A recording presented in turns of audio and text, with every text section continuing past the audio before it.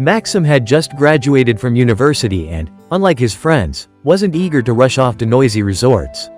He was drawn to something else: remote villages, hidden trails, places where he could be alone with nature. Seeing his passion, his father lent him his old but sturdy off-road vehicle, a rugged Niva capable of going anywhere.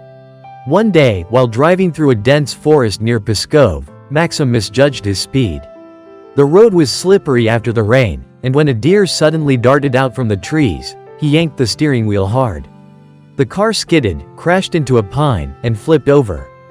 The last thing he remembered before darkness swallowed him was the sound of heavy footsteps and warm breath against his face.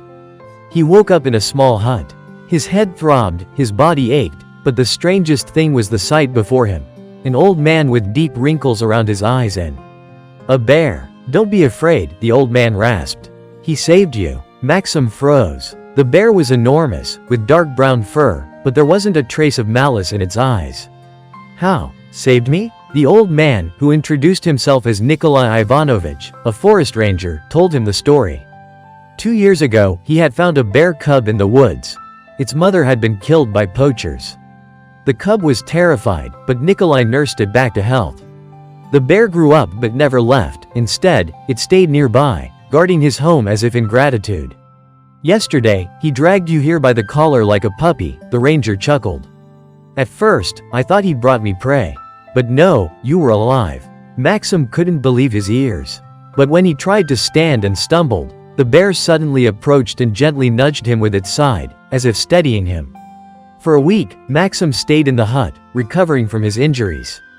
Every day, the bear would come to the porch and wait patiently for Nikolai to bring it food. Sometimes, it would lie beside Maxim in the grass, letting him scratch its belly. "He senses you're weak," Nikolai said. "Knows you mean no harm." When it was time to leave, Maxim stood before the bear, unsure how to express his gratitude. The bear simply looked at him with its dark eyes and nudged his shoulder with its snout, as if saying, "Go.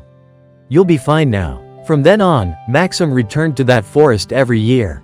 Nikolai Ivanovich passed away 5 years later, but the bear remained.